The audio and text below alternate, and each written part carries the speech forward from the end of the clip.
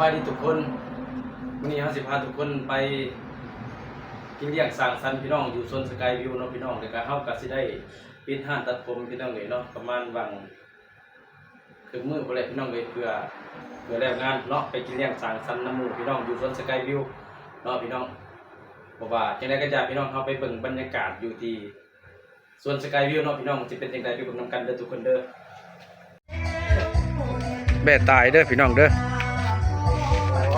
โตมาทีละว่านี่เสียหลักขาลิซิตไปได้เอาขอลงเลย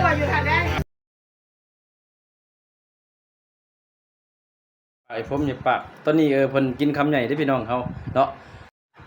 นี่แหละพี่น้องบรรยากาศเจ้าภาพใหญ่พนักงานเจ้าภาพสถานที่ท่านเฮียแก้วเพิ่นเนาะได้ยังอุตสาห์เพิ่นขอบคุณขอบใจเนาะกับบุญยังมีก็ต้องมาเอาผมนอนรับรอยที่ชายต้องลาห้องเจ้าไม่อยากเข้าความยากสวัสดีจะไปยากสังเสกสันจะนอนต้องแดงแม่คนหลายตาใหญ่แก่เงินทอง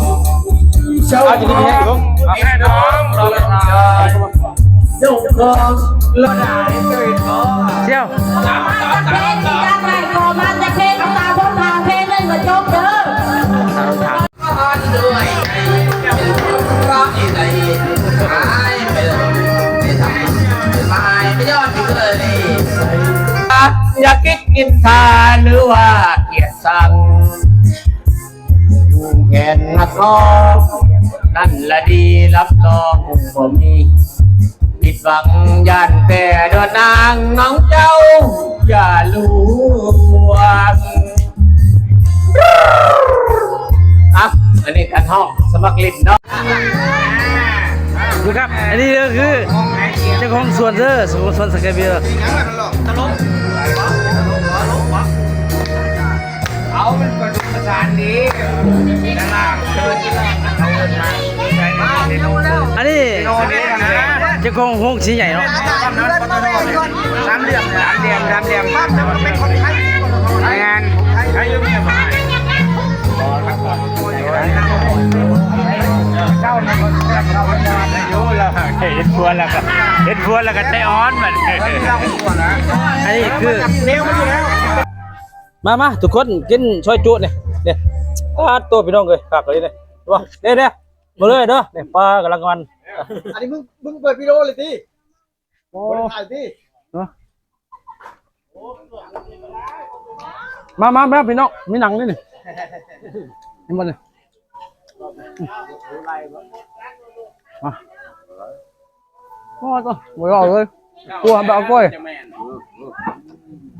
ล้างมือต้องโตเก็บผ้าไปเจ้าเก็บผ้าพันเลยเอาไม้เนี่ยเอาไม้เนี่ยโอ้ได้พ่อได้กินข้าวไม้จะไม้ไปหาเก็บภาพเนี่ย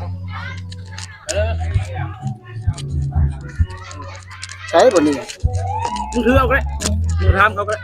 เจ้ามาพี่น้องมาอันนี้ยูทูบเบอร์มือใหม่เด้อนี่เด้อ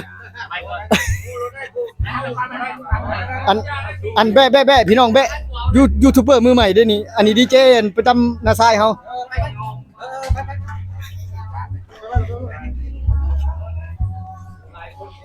ใส่หัวหน้าอันปกสเขาคือบ่มาโอ้ยเราอยู่กับเมียน้อยแล้ว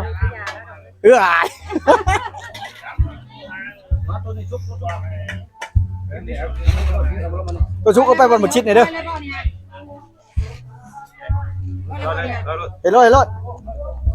เอาที่เธอสบายใจผมเป็นพวกต้มตุนเป็นว่าอันนี้เจ้าภาพใหญ่ใจดีเพิ่นจัดไปว่าแบะ2ตัวเบี้ยให้นิเก้น5แก๊สเคยลาว5แก๊ส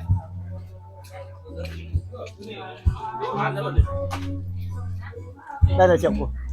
อันนั้นผู้ใหญ่บ้านนาซายเขากำลังเข้ามาเนาะ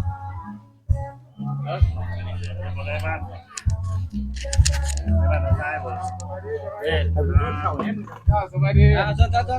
โอ้ยมันโตไปที่เสียยังล่ะอาตมาแต่นั่นไปฮะทำน้อยเกินลูก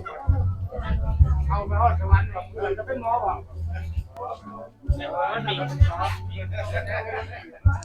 แม่ครัวพี่น้องนี่บนทีมงานแม่ครัวเฮาพี่น้องเอ้ยเนาะ เขาใกล้กันหมดแล้วเลยจับมือเก่า